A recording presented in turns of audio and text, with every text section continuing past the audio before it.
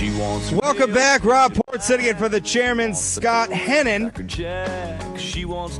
We're back with Senate Majority Leader Amy Koch talking about doing a postmortem on that Minnesota government shutdown.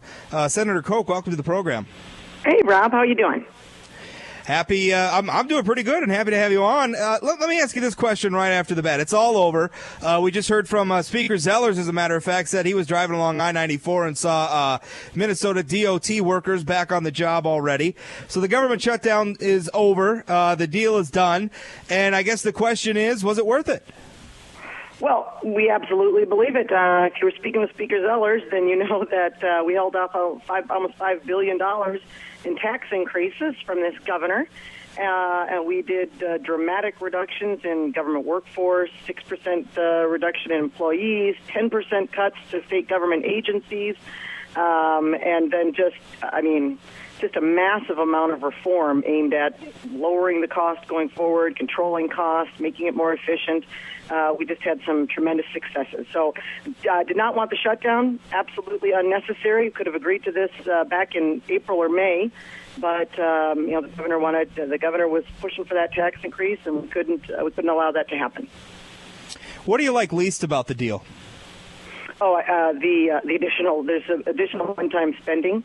Our budget was balanced, didn't raise taxes, and spent what was in the checkbook. That's where we wanted to be. This governor kept wanting to spend and tax, and so that's definitely the part we don't like. It's kind of a common theme we got during questioning from, we had Senator Gretchen Hoffman on, as well as Speaker Zellers earlier in the program, and sort of a theme we got from them, and they didn't maybe necessarily use these specific words, but the feeling I got from them was that a lot of what this deal was about was it didn't necessarily fix all the problems with taxing and spending in Minnesota, but that this deal might have changed the culture. Would you agree with that? Yeah, I think it did change the culture, and we did tremendous things to control the costs going forward. They probably talked about the Health and Human Services bill. Health and Human Services, this is, welfare benefits, Medicaid, Medicare matches, and generally that area of the budget grows in double digits. I believe it was set to grow almost 22% in the next budget cycle. With this new budget, it will grow at between 4 and 5%, single-digit growth, which is still too much for us, but it's unbelievable. It's been growing in double digits for the last 40 years. So you really are just, stopping the elevator, I think, is the way of looking at it there. And then there's just there's some welfare reform, the use of EBT cards. We did some real controls on that. Put some lines on there, line right on the card that says cannot be used for alcohol or tobacco. It doesn't book a lot of savings reflected, but I think that everybody knows that that's going to control fraud and costs.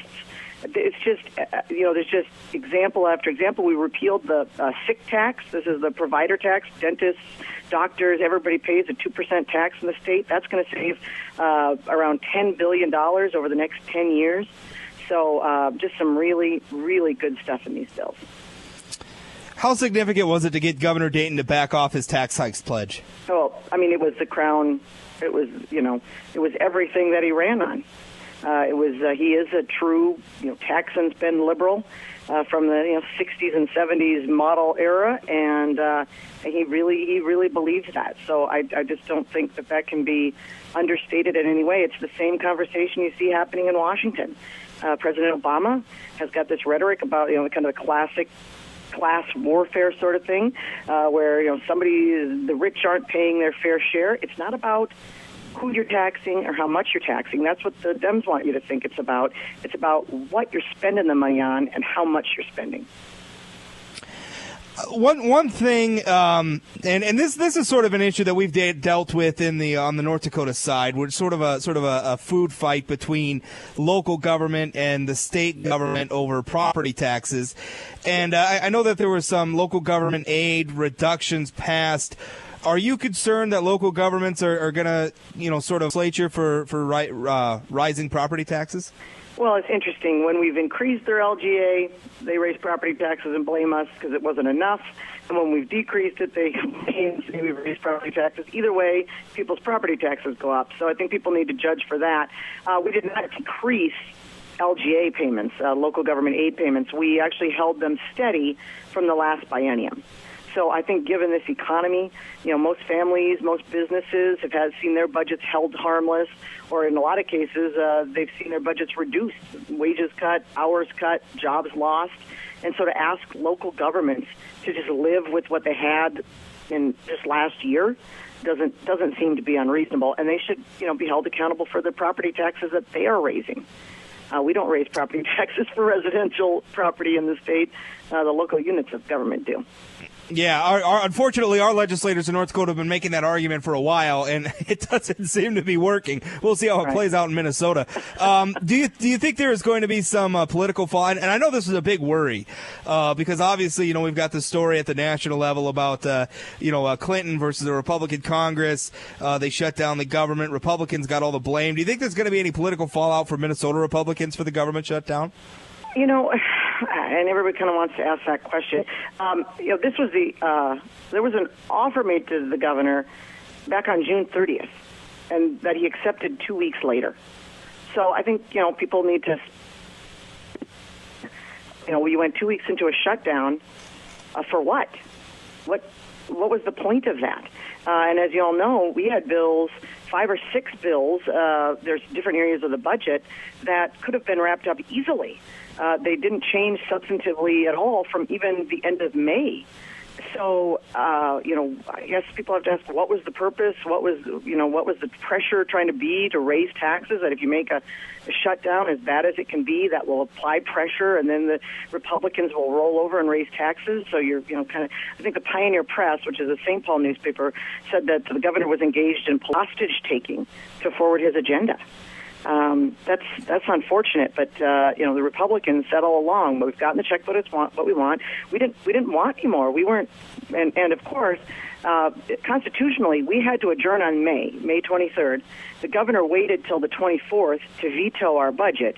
We could not go back in. We can't call ourselves back to session, so we were stuck and at the behest of at the governor. So. We'll see. I think overall Minnesotans are just frustrated.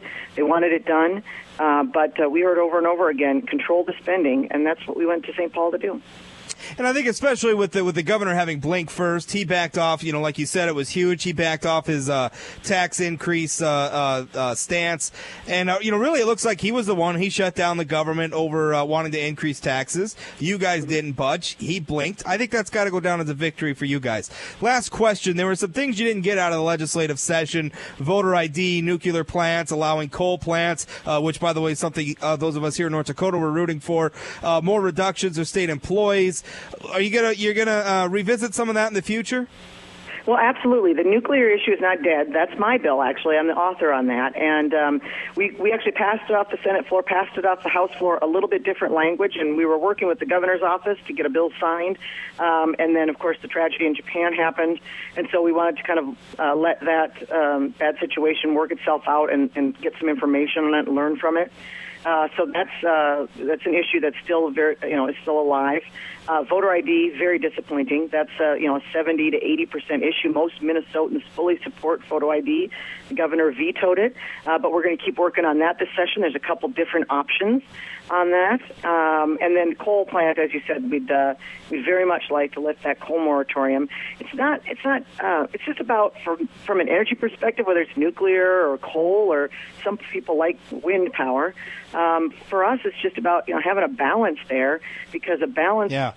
If wind doesn't, it's not base load energy, and so we're going to need some base load to fire in, industry in the state of Minnesota. And energy is freedom. In a modern economy, we can't do anything without energy. So the cheaper the energy, the more productive we're going to be. Thanks for the time. We're up against a break. Thank you so much, Senator Koch, for being on the program. I'm Rob Port. Rob. Thank you. Yeah, appreciate it. I'm Rob Port, sitting in for the chairman, Scott Hennon. Going to have on Congressman Pete Roskam up next on the Scott Hennon Show. Don't go away. We'll be right back.